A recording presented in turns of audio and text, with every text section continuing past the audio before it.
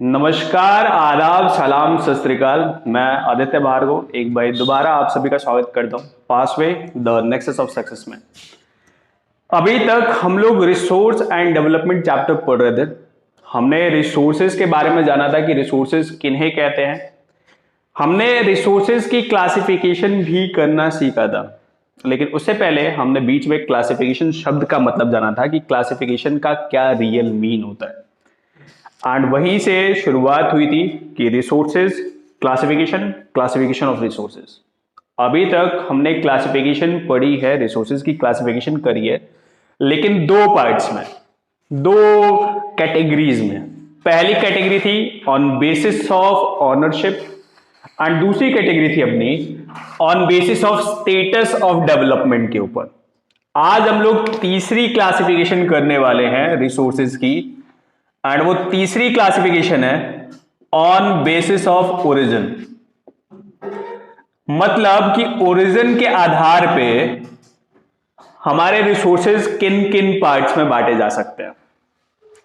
अगर हम रिसोर्सेज को ओरिजिन के आधार पे बांटने की कोशिश करें तो रिसोर्सेज दो पार्ट्स में बांटे जा सकते हैं, biotic resources and abiotic resources. Biotic and abiotic resources. Sir, biotic resources किन्हें कहते हैं? बायोटिक रिसोर्सेज हर उस रिसोर्स को कहा जाएगा जिसमें लाइफ है, या फिर कह सकते हो एक इनडायरेक्ट सेंस में कि जो लिविंग थिंग से या लिविंग बीइंग से हमें एक्वायर होती है, या फिर लिविंग बीइंग्स के फॉर्म में एक्वायर होती है। एग्जाम्पल के तौर पे ह्यूमंस, एग्जाम्पल के तौर पे प्लांट्स, एग्जाम्पल के तौर पे एनिमल्स। ये सारे के सारे बायोटिक रिसोर्सेज है। वही अबायोटिक रिसोर्सेज उन रिसोर्सेज को कहेंगे हम जो कि आपके वो रिसोर्सेज होते हैं जिनमें लाइफ नहीं होती। एग्जाम्पल के तौर पे land, soil, air, water, etcetera. यानी ओरिजिन मतलब कि हमें वो चीज कहां से प्राप्त हो रही है। अगर वो रिसोर्स बायोस्फीयर से मिल रही है मुझे, तो फिर मैं उसको कहता हूं बायोटिक रिसोर्स। एंड अगर उस रिसोर्स में लाइफ नहीं है तो फिर मैं उसको कहता हूं अबायोटिक रिसोर्स। यानी ओरिजिन के आधार पे हम ये दो कैटेगरीज बना सकते हैं। वही इन्हीं रिसोर्सेज को हम लोग क्लासिफाई कर सकते हैं on basis of exhaustibility. On basis of exhaustibility. Exhaustibility का मतलब क्या होता है? एग्जॉस्टिबिलिटी का मतलब होता है एग्जॉस्ट होने की एबिलिटी। एग्जॉस्ट मीन्स, बहुत बार पार्टीज के बाद कहते हैं ना, sir I am totally exhausted. Exhausted means खत्म हो जाना। यानी अगर किसी भी रिसोर्स के पास एग्जॉस्ट होने की एबिलिटी है, या फिर दूसरे शब्दों में कहूं तो अगर कोई भी रिसोर्स एग्जॉस्ट हो सकता है, तो ऐसे रिसोर्सेज को अपन कहने वाले हैं नॉन रिन्यूएबल रिसोर्सेज। यहां पर मैं साफ साफ एक कंक्लूडरी रिमार्क डाल देना चाहता हूं कि नॉन रिन्यूएबल इसलिए कहते हैं क्योंकि आज जो चीज खत्म हो गई है, माइट बी इन फ्यूचर वो चीज हमें मिल सकती है। व्हाई? बिकॉज हो सकता है कि उस पर्टिकुलर रिसोर्स को बनने में टाइम लगेगा। तो आज की जनरेशन या आने वाली 2 से 3 जनरेशन या 5 जनरेशन या 10 जनरेशन जो हैं, वो उन रिसोर्सेज का फायदा नहीं उठा सकती है। लेकिन आफ्टर प्रोलॉन्ग टाइम आपकी वो रिसोर्सेज रिकवर हो सकती है। इसीलिए हम इनको कह रहे हैं नॉन रिन्यूएबल। रिन्यूएबल मींस जो रिन्यू हो सकता है, जो बार बार बन सकता है। और जो चीज बार बार बन सकती है in very short span of time, इन छोटे से समयों में, ऐसे रिसोर्सेज को हम कहेंगे रिन्यूएबल रिसोर्सेज। एग्जाम्पल के तौर पे अगर हम बात करें तो solar energy, wind energy, water energy, ये ऐसे, या फिर हाइड्रो एनर्जी, ये ऐसे रिसोर्सेज हैं जो कि आपको रिन्यू होने में ज्यादा टाइम नहीं लगा दे। सोलर एनर्जी भाई रात आई, सोलर एनर्जी चली गई, लेकिन इन अप्रॉक्सीमेट 6 से 8 घंटे में वो एनर्जी आपको, वो सोलर जो सन सोर्स है, रिसोर्स है, वो आपको दोबारा दिख गया। इसका मतलब क्या कि ये जो आपके रिसोर्सेज होते हैं ये रिन्यू होते हैं, ये बहुत जल्दी आपको मिलते हैं, बिकॉज ये आपको शॉर्ट स्पैन ऑफ टाइम लगाते हैं आपको मिलने में, इसीलिए हम इनको कहते हैं रिन्यूएबल। वही जो दूसरी क्लासिफिकेशन है एग्जॉस्टिबिलिटी के आधार पे, वो है नॉन रिन्यूएबल। मतलब एक बारी अगर वो खत्म हो गया तो उसको दोबारा रिन्यू होने में बहुत समय लगने वाला है। एग्जाम्पल के तौर पर अगर हम देखें तो फॉसिल फ्यूल्स, कोल, पेट्रोलियम, ये सब क्या है? ये ऐसे रिसोर्सेज हैं जिनको रिकवर होने में, जिनको मिलने में हमें बहुत सारा समय लगने वाला है। इसीलिए क्योंकि ये आपके एग्जॉस्ट हो सकते हैं for a period of time, इसीलिए हम इनको कहते हैं नॉन रिन्यूएबल। ये आपको मिलेंगे लेकिन बहुत समयों के बाद, जबकि रिन्यूएबल जो एग्जॉस्ट नहीं होंगे, या दूसरे शब्दों में कहो जो आपको बहुत शॉर्ट स्पैन ऑफ टाइम में दोबारा मिल जाएंगे। ये जो रिन्यूएबल रिसोर्सेज होते हैं इनको रिप्लेनिशेबल रिसोर्सेज भी कह सकते हैं। रिप्लेनिश का मतलब क्या होता है? जो वापस मिल सकता है आपको। बच्चे अक्सर सवाल पूछते हैं कि सर एग्जॉस्टिबिलिटी के आधार पे आप बोल रहे हो, तो आपको या तो कैटेगराइजेशन में एग्जॉस्टिबल, नॉन एग्जॉस्टिबल बोलना चाहिए था, लेकिन आप एग्जॉस्टिबिलिटी के आधार पे रिन्यूएबल या नॉन रिन्यूएबल बोल रहे हो। क्यों? उसके पीछे रीजन ये है कि कोई भी रिसोर्स परमानेंटली एग्जॉस्ट नहीं होता। Either it can be renewed और it can be renewed after prolonged time. मतलब या तो वो रिन्यू हो सकता है या रिन्यू होगा लेकिन बहुत समय के बाद। क्या मतलब है? इसका मतलब ये, वो रिन्यू होगा शॉर्ट टाइम में और रिन्यू होगा लॉन्ग टाइम में। रिन्यू जरूर होगा, यानी परमानेंटली एग्जॉस्ट नहीं होगा। इसीलिए हम जब भी एग्जॉस्टिबिलिटी के आधार पे कैटेगराइजेशन करते हैं तो हम कहते हैं रिन्यूएबल और नॉन रिन्यूएबल रिसोर्सेज। ओके, यानी अभी तक हम लोग टोटल 4 क्लासिफिकेशंस कर चुके हैं, या दूसरे शब्दों में कहो रिसोर्सेज को 4 आधारों पे क्लासिफाई कर चुके हैं। 2 आधार ये रहे, एंड लास्ट जो हमने 2 पढ़े थे वो था on basis of ownership, and fourth one था on basis of status of development. अगर इन दोनों के बारे में तरीके से नॉलेज चाहिए तो फिर आप प्लीज पार्ट 1 देखिए, उसमें बकायदा हर एक चीज के बारे में समझाया गया। इसमें मैं कैटेगराइजेशन लिख सकता हूं कि ऑनरशिप के आधार पर अगर हम बात करें तो 4 कैटेगराइजेशन थी। पहली इंडिविजुअल रिसोर्सेज, दूसरी कम्युनिटी रिसोर्सेज, तीसरी नेशनल रिसोर्सेज, एंड चौथी इंटरनेशनल रिसोर्सेज। यानी ऑनरशिप के आधार पे कि कौन इसका मालिक है, इस रिसोर्स का मालिक है, ऑनर है, इसके आधार पे अपन 4 टाइप का, यानी इंडिविजुअल एक मालिक है, ऑनर है, तो इंडिविजुअल रिसोर्स है वो। अगर किसी रिसोर्स को पूरी कम्युनिटी या पूरी कम्युनिटी उस रिसोर्स की मालिक है तो फिर हम कहते हैं कम्युनिटी रिसोर्स है वो। National resource and international resource. इसीलिए से स्टेटस ऑफ डेवलपमेंट के आधार पे अगर हम बात करें तो हमने जो 4 क्लासिफिकेशंस करी थी, पहला पोटेंशियल रिसोर्सेज, दूसरा डेवलप्ड, तीसरा स्टॉक्स, एंड स्टॉक्स का ही एक सब पार्ट था रिजर्व्स। इनके बारे में हमने जाना था। ये पूरा का पूरा क्लासिफिकेशन है किसका सर? क्लासिफिकेशन है रिसोर्सेज का, एंड ये रिसोर्सेज की क्लासिफिकेशन हमने लास्ट क्लास तक पढ़ी थी। सर अगर इन रिसोर्सेज को, क्योंकि रिसोर्सेज किस लिए होते हैं? ह्यूमन नीड्स को सेटिस्फाई करने के लिए। हाँ, अगर ह्यूमंस इनको अपनी सारी की सारी जरूरतों को पूरा करने के लिए इस्तेमाल करे तो हाँ तो करो। सर समझ रहे हो? मतलब सारी की सारी रिसोर्सेज को हमारी जो जनरेशन है, जो ह्यूमंस हैं, वो यूज करती जाए। तो सर ये नीड नहीं है, ये ग्रीड है। Mahatma Gandhi, the father of nation, कहते हैं कि बहुत प्यारी सी बात कहते हैं, there is enough for everyone's need. हर किसी के नीड के लिए बहुत है, बट नॉट फॉर ग्रीड।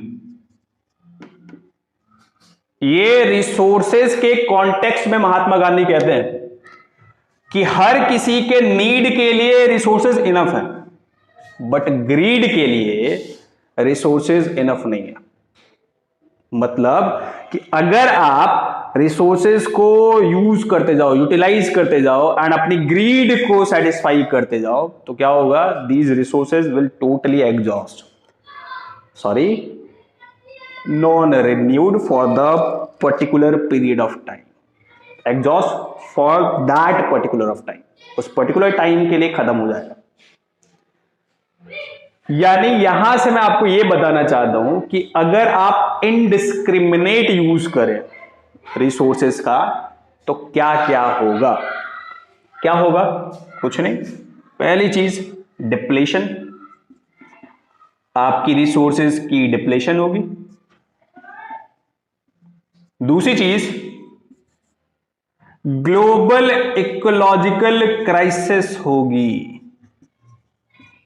क्या मतलब है? अभी हम इस चीज को समझ लेंगे। एंड तीसरी चीज डिवीजन ऑफ सोसाइटी भी होगी।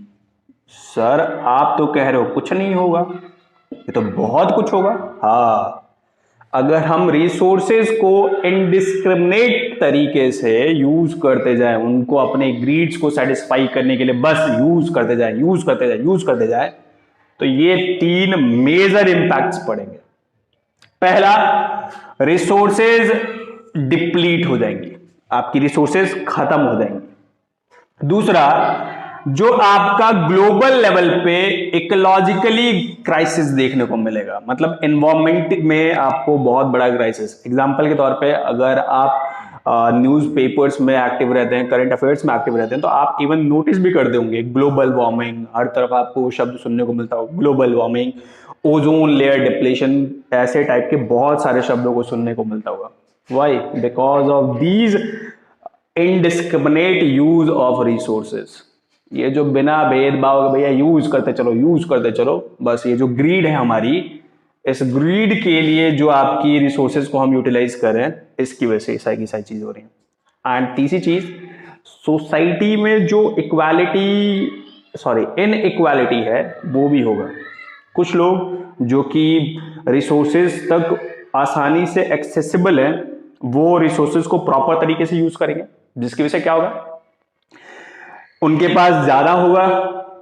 ऑफ कोर्स रिसोर्सेज हमारे डेवलपमेंट में मदद करते हैं, तो ज्यादा इकोनॉमिकली हैव होंगे, ज्यादा ही ऊपर होंगे। वही दूसरी सेक्शन की तरफ बात करें, जो प्रॉपर तरीके से रिसोर्सेज को यूज नहीं कर सकते, वो इकोनॉमिकली डाउन होंगे।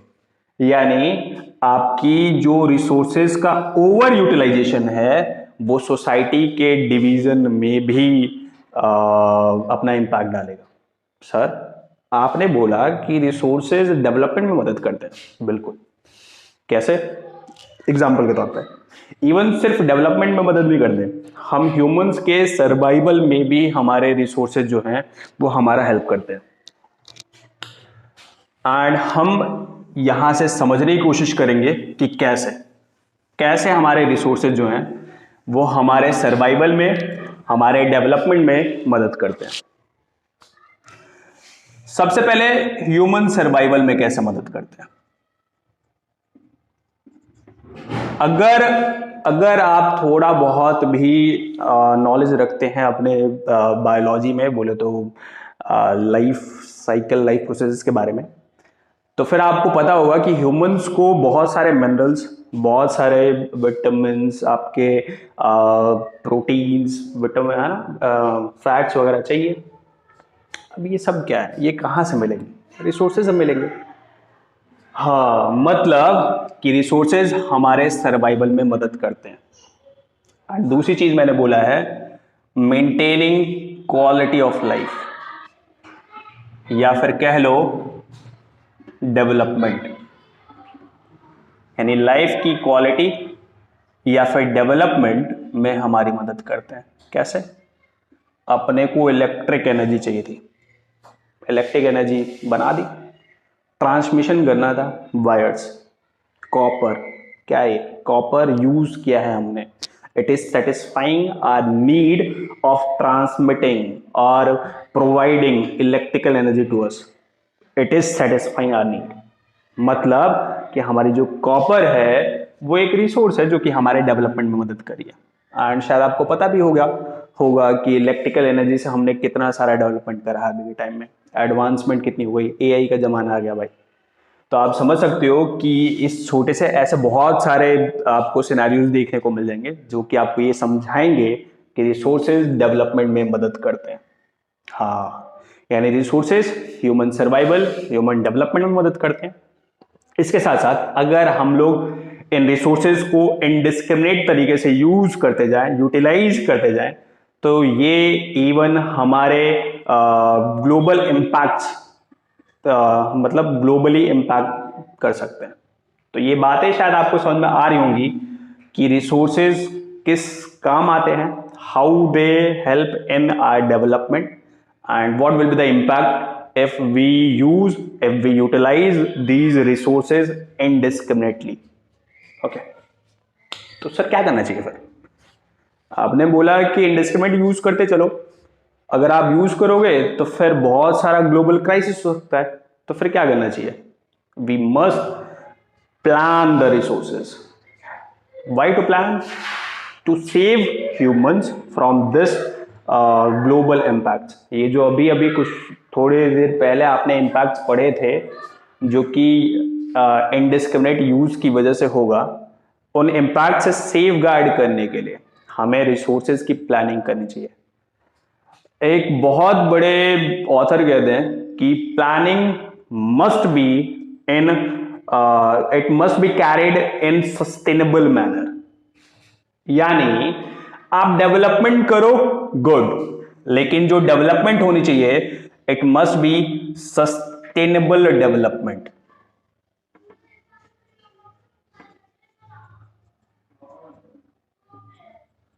सस्टेनेबल डेवलपमेंट क्या होता है? मान लो कि आप बहुत सारे टाइप की डेवलपमेंट्स करते हैं, लेकिन वो सारे के सारे डेवलपमेंट्स, ये एक पूरा का पूरा डेवलपमेंट का एक सर्कल है, एंड वो सारे के सारे डेवलपमेंट्स जो कि आपके एनवायरमेंट डिग्रेडेशन को ना होने दे, यानी एनवायरमेंट के को खराब ना करे, एनवायरमेंट डिग्रेडेशन ना हो, एंड साथ में हमारी जो फ्यूचर जनरेशन हो उसकी नीड्स कॉम्प्रोमाइज भी ना हो। It means compromisation of needs of future generation. जो हमारी अगली पीढ़ियां हैं उनके नीड्स, उनकी जो जरूरतें हैं उनमें कोई कॉम्प्रोमाइजेशन ना हो। कॉम्प्रोमाइजेशन कैसे? अगर हम बाय चांस, एक एग्जांपल के तौर पे, हम आज ही सारा का सारा कॉपर जो है वो आज ही यूज कर लेते हैं, तो फर्दर हमारी जो अगली पीढ़ियां होंगी उनको कॉपर नहीं मिलेगा, एंड अगर उनको कॉपर नहीं मिलेगा यानी उन्हें कॉम्प्रोमाइज करना पड़ेगा हर उस जगह पे जहां पे उन्हें कॉपर की जरूरत है। आपने अपना तो डेवलपमेंट कर लिया, लेकिन ये एक ऐसी डेवलपमेंट है जिसकी वजह से आपकी फ्यूचर जनरेशन जो है उसको कॉम्प्रोमाइज करना पड़ रहा है, यानी ये ऐसा डेवलपमेंट है जिसको हम सस्टेनेबल डेवलपमेंट नहीं कहेंगे। हो सकता है आपने जी जान लगा के आपने प्लांट्स यूज करे, एंड प्लांट्स को यूज करने की वजह से पूरा का पूरा एनवायरमेंट को डिग्रेड कर दिया आपने। तो ये भी जो आप कर रहे हैं, ये जो डेवलपमेंट अपना कर रहे हैं, ये भी सस्टेनेबल डेवलपमेंट नहीं है। यानी सस्टेनेबल डेवलपमेंट हम तब कहेंगे जब हमारी एनवायरमेंट का डिग्रेडेशन ना हो, साथ में हमारी फ्यूचर जनरेशन अपनी नीड्स का कोई कॉम्प्रोमाइज ना करे, तब हम कहेंगे कि इट्स अ सस्टेनेबल डेवलपमेंट। यानी sustainable development is a type of development in which environment degradation is totally stopped and the compromisation of needs of future generation is taken care of। उसका ध्यान रखा जाता है कि हमारी जो फ्यूचर जनरेशन है वो अपने नीड्स के साथ कोई कॉम्प्रोमाइज ना करे। ऐसी डेवलपमेंट्स को हम कहते हैं सस्टेनेबल डेवलपमेंट। ओके सर, ये क्यों बता रहे हो आप? वो इसलिए ताकि आप समझें कि प्लानिंग करनी है, रिसोर्सेज की प्लानिंग करनी है, ताकि रिसोर्सेज डेवलपमेंट कराएं हमारी, लेकिन सस्टेनेबल डेवलपमेंट कराएं। एंड इसीलिए हमें रिसोर्सेज की प्लानिंग करनी है। माइट बी अभी तक आप लोगों को सारी बातें सुन आ रही होंगी। मैंने क्या क्या बताया? मैंने सबसे पहले आप लोगों को बताया कि जो 2 फर्दर रिसोर्सेज की क्लासिफिकेशन बच रही थी उनको बताया, एंड उसके बाद मैंने बताया कि रिसोर्सेज हमारी डेवलपमेंट में कैसे मदद करती हैं। फिर मैंने आपको ये भी बताया कि अगर आप अपनी डेवलपमेंट के लिए रिसोर्सेज को ओवर यूटिलाइज करते जाओ, इनडिस्क्रिमिनेटली यूज करते जाओ, तो उसकी वजह से क्या होगा? उसकी वजह से सर बहुत सारे इंपैक्ट्स बताया आपने, 3 इंपैक्ट्स में, एंड वो 3 इंपैक्ट्स देखने को मिलेंगे। वो भले ही हो सकता है 3 लाइंस, लेकिन इट हैज वेरी लोड, बहुत बड़ा भार है उनमें। तो प्लीज उनको तीनों को अगर आप तरीके से सोचे तो आपको पता चलेगा कि कितना ज्यादा इंपैक्ट पड़ सकता है ग्लोबली। एंड फिर मैंने ये भी बताया कि हमारे जो रिसोर्सेज होते हैं वो डेवलपमेंट में हमें कैसे मदद करते हैं। एंड हमने अभी जाना है एक टाइप ऑफ डेवलपमेंट जिसको हम कहते हैं सस्टेनेबल डेवलपमेंट। डेवलपमेंट्स और भी बहुत सारे टाइप्स की होती है, उनमें से एक टाइप हमने देखा जिसको हम कहते हैं सस्टेनेबल डेवलपमेंट। एंड अगर आप आज के टाइम में एक्टिव हैं तो सारी तरफ यही बातचीत चल रही है कि भाई डेवलपमेंट हो बट सस्टेनेबल डेवलपमेंट हो, because it's a good thing. कहा है कि हमको अपने फ्यूचर जनरेशंस का भी ध्यान रखने का है। ओके, तो अभी देखते हैं कि रिसोर्सेज की प्लानिंग कैसे करनी है। ओके, तो रिसोर्सेज की प्लानिंग जो है वैसे तो बहुत ज्यादा ही कॉम्प्लेक्स पार्ट है। अच्छा, मैं आपको एक फन फैक्ट बताना चाहता हूं कि जब हम इंडिपेंडेंट हुए थे तो हमने जो 5 ईयर प्लान स्टार्ट किया था, तो हमारा रिसोर्स प्लानिंग जो है वो फर्स्ट 5 ईयर प्लान से ही एक्टिव रहा है। यानी हम शुरू से ही अवगत रहे हैं, या फिर दूसरे शब्दों में कहो कि हम शुरू से ही क्या कहते हैं, एक्टिव रहे हैं कि रिसोर्स की प्लानिंग हो। रिसोर्स प्लानिंग बहुत कॉम्प्लेक्स टास्क है, लेकिन अगर हम बात करें रिसोर्स प्लानिंग में तो इसमें 3 मेजर स्टेप्स लिए जाते हैं। पहला, रिसोर्स प्लानिंग में आइडेंटिफिकेशन,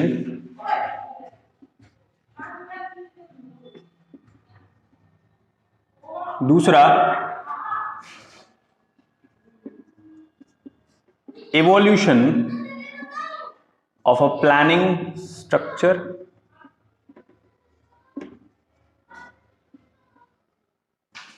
एंड तीसरा इंटीग्रेशन। क्या मतलब है सर?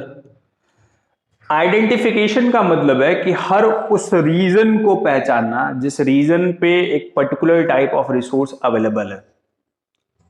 अगर हम प्रॉपरली जाने तो रिसोर्सेज इक्वली डिस्ट्रीब्यूटेड नहीं है। कुछ रिसोर्सेज आपको कहीं पे अबंडेंस में मिल जाएंगी, कुछ रिसोर्सेज आपको कहीं पे ना के बराबर मिलेंगी। एग्जाम्पल के तौर पे अगर हम देखें तो उड़ीसा में आयरन माइंस बहुत ज्यादा है। इट मींस आयरन आपको उड़ीसा से सबसे ज्यादा मिलता है। वही मैंगनीज को लेकर अगर हम बात करें तो Madhya Pradesh the largest producer of manganese. यानी आपकी कोई भी रिसोर्स इक्वली डिस्ट्रीब्यूटेड नहीं है। क्योंकि इक्वली डिस्ट्रीब्यूटेड नहीं है तो हमें आइडेंटिफाई करना होता है हर उस रीजन को, एंड उस पर्टिकुलर रीजन से कौन सा रिसोर्स मिल रहा है उस चीज को। यानी आइडेंटिफिकेशन जो होती है उसमें मैपिंग की जाती है, सर्वेइंग की जाती है, वगैरह वगैरह। दूसरी चीज है इवोल्यूशन। यानी हम मैपिंग के हिसाब से हम एवोल्यूशन करेंगे एक प्लानिंग स्ट्रक्चर को, एक प्लानिंग स्ट्रक्चर बनाएंगे जिसकी मदद से हम रिसोर्सेज को प्लान करेंगे। एंड प्लानिंग करने के बाद अपन शुरू कर दे इंटीग्रेशन। इंटीग्रेशन का मतलब है कि रिसोर्सेज को ऐसे प्लान करना कि, या फिर अपना जो प्लानिंग स्ट्रक्चर है उसको नेशनल डेवलपमेंट प्लान्स जो हैं उनके साथ इंटीग्रेट करना, उनके साथ मर्ज करना, क्योंकि रिसोर्स की planning all the way national development से ही इंटरलिंक्ड है, तो उसके साथ इंटीग्रेट करना। तो ये 3 स्टेप्स, मेजर स्टेप्स हैं जिनका ध्यान रखा जाता है रिसोर्स प्लानिंग में। पहला आइडेंटिफिकेशन, दूसरा इवोल्यूशन ऑफ प्लानिंग स्ट्रक्चर, इसको आप कह सकते हो आइडेंटिफिकेशन और mapping of the resources across the region of the country. दूसरा evolution of a planning structure by using technology, by using our knowledge, है ना। एंड तीसरा integration of resource planning with national development plans. And इस तरीके से हम planning करते हैं। तो अब हमने जाना कि रिसोर्स प्लानिंग कैसे करते हैं, एंड ये रिसोर्स प्लानिंग के आगे अब हम चीज़ों को समझेंगे, बट वो फर्दर नेक्स्ट वीडियो में। ये वीडियो लंबी ना हो जाए, इस चीज़ का ध्यान रखा जाए। तब तक के लिए वीडियो को प्रॉपर तरीके से देखें। मैं आपसे अर्ज करूंगा कि आप पार्ट 1 जरूर देखें, एंड उसके बाद जब देखोगे तो आपको बहुत सारी चीज़ें क्लियर हो जाएंगी। एंड तब तक के लिए बी हेल्दी। अपने आप को भाई बोर्ड के एग्जाम्स में ओवर बर्डन मत कर देना प्लीज़। अपने आप को शांत रखो, आराम से सारी चीज़ें मस्त होंगी, है ना। लाइक शेयर एंड सब्सक्राइब करना ना भूलें भाई। Okay, thank you.